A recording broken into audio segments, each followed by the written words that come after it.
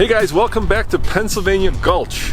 And as you recall, last week we took two 80s vehicles up a rather difficult trail and they both struggled. And we were left wondering, could modern technology do a better job? So what do we got behind us? So that's our 2019 Jeep Wrangler Rubicon. We're gonna run it up the same trail and see how they compare. Yeah, is it easier with modern tech? And guess what? You get to drive.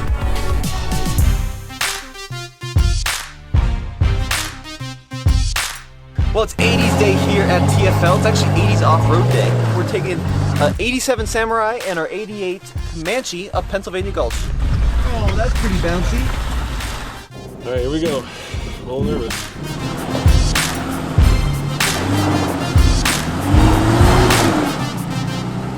Tommy, on the new TFL ORI or OffRoad Index, this is one of the highest scoring vehicles you can buy.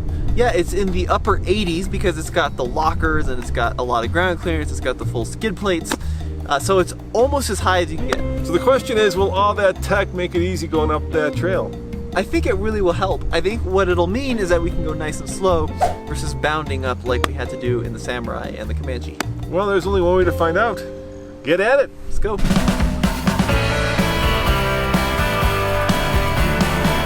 On the face of it, this Wrangler and the Comanche aren't all that different because they both have, body on frame construction, sort of, because the Comanche's a uniframe, but you know what I mean, a stiff frame. They both have solid axles front and rear. They both have 33-inch tall tires, but that's where the similarities kind of end, because to put a 33-inch tall tire on the Comanche, we had to lift it about 3.5 inches, and it still rubs.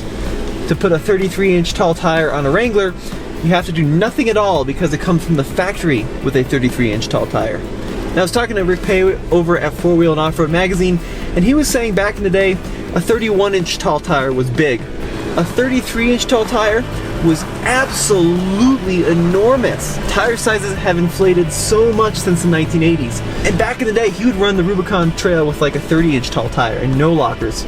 Today, this brand new out-of-the-box Wrangler Rubicon has a 33-inch tall tire and lockers front and rear. Pretty crazy.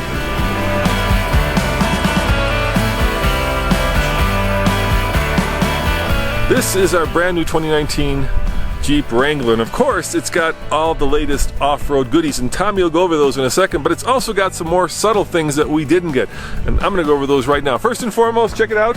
When you get a Wrangler, you can get body colored fenders, which may look cool, but it's not great when you're going up a very narrow trail like Pennsylvania Gulch, because what'll happen is these can either get damaged or pinstriped, and either way, plastic fenders are easy and relatively cheap to replace. Same thing for the top. You can get a body color top. It looks really cool, but it's not so great on the trail, especially when twigs and sticks are scraping across this body colored top. Once again, easily damageable, not when it's black. The other huge difference between this and that old school Comanche, and especially the Samurai, is in suspension. Now, the Comanche does have a quadrillink coil front suspension, but it has leaf springs in the rear, and the Samurai has leaf springs all around.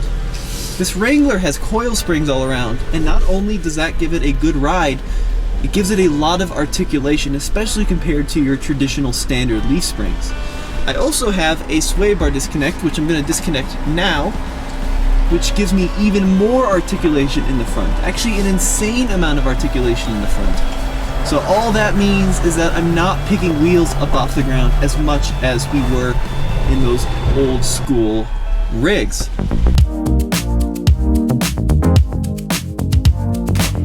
One of the most important things that the Rubicon Wrangler comes with are these BFG KO2s, and they've become kind of a favorite of ours. They're really good in both wet, dry, and believe it or not, snow, because they are snow rated.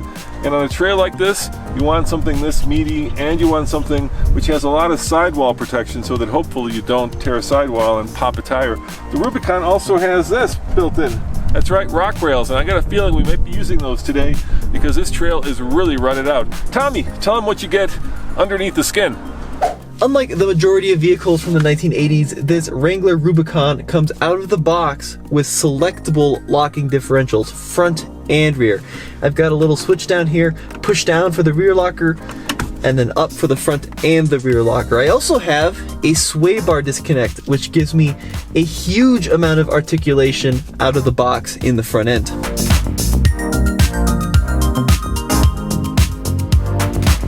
Now, here's a big issue. When you have an open diff, like in that Comanche or that Samurai, if you get a tire in the air, or if you get a tire that doesn't have any weight on it, it's just gonna spin in the mud or the sand or the rock or the air, and a tire that does have traction is gonna do nothing at all, because power and torque travel the line of least resistance, which in that case is a wheel in the air. All that means is that you have to take this stuff pretty quick, because you just don't have the control to go slow, or you'll get stuck with, opposite wheels in the air. When I lock up this Rubicon, I can just simply crawl over everything, because all four wheels are receiving equal power and they're all turning at exactly the same speed.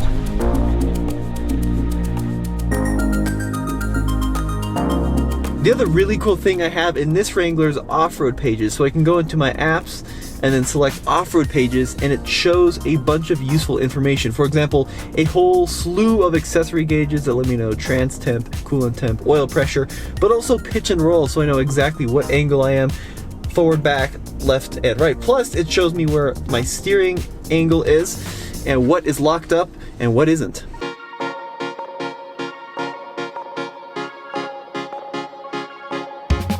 Let's talk about that sway bar disconnect really quick, because it is also a great thing to have out on the trail.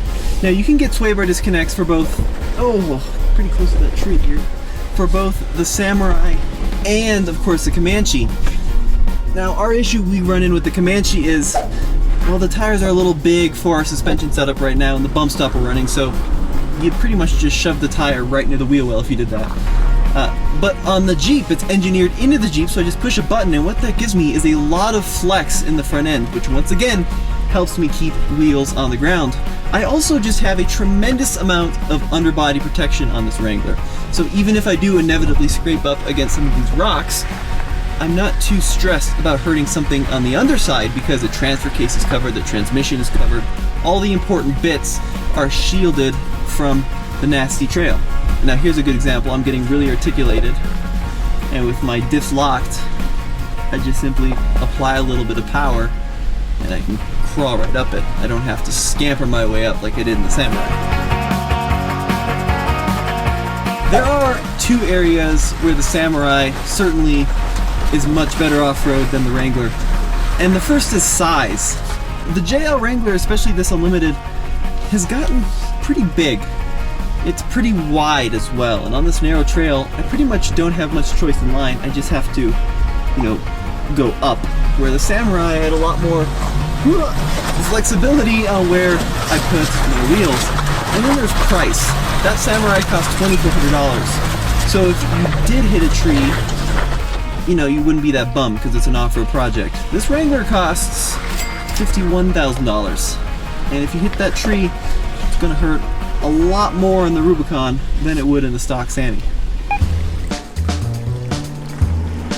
So that's the hardest part by far, Tommy. That's where the Suzuki slammed into that sidewall and the Comanche almost took out its whole quarter panel.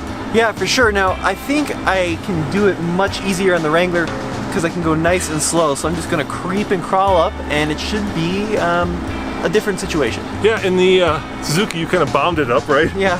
And in the Comanche I kind of just flattened the earth and got up. But this one you should be able to do it nice and properly, and you shouldn't, hopefully, you won't like damage the side of the Jeep. But you never know. It'll be fine.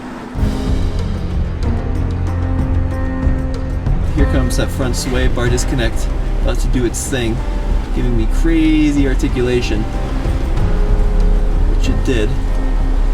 Of course, now let's see what slope I'm at. I'm at pitch and roll 17 degrees. So it's a pretty good size slope. Don't want to, whoa, 25. Don't want to dig this Wrangler into the wall. That would be really bad. Oh, it just slid, it's muddy. Watching that rear fender flare like an absolute hawk. The lockers though, just absolutely creep up this articulated section. Easy work done by the Rubicon. people must have sweat a lot more in the 1980s, because I am just AC on, you know, satellite radio, just cruising. All right, as always, check out for trail damage. Yeah, whoa, looky here. Looky there, we got a little bit of off-road pinstriping. Tommy, Yep. I think we broke the Wrangler in. Are you gonna name it? No, it's a Wrangler. It's just a Wrangler. Sorry.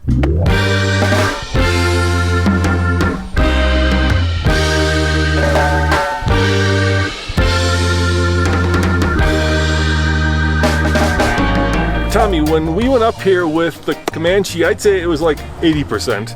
And when you took the Samurai up the gulch, I'm gonna say you were at like 110. You were like bouncing off your noggin there. No, I'm gonna say like 90 on the Samurai. It had more to give, but the Wrangler was seriously at like 30%. I mean, we weren't running out of approach, departure, only hit ground clearance a few times. It was so far away from its max capability, it was amazing. So does the Wrangler justify its really high ORI scale score? Absolutely it does. Now, come back next week on the TFL Cheap Jeep Pickup Challenge. when we do some more fun stuff with our Comanche, but as always, I'm Tommy.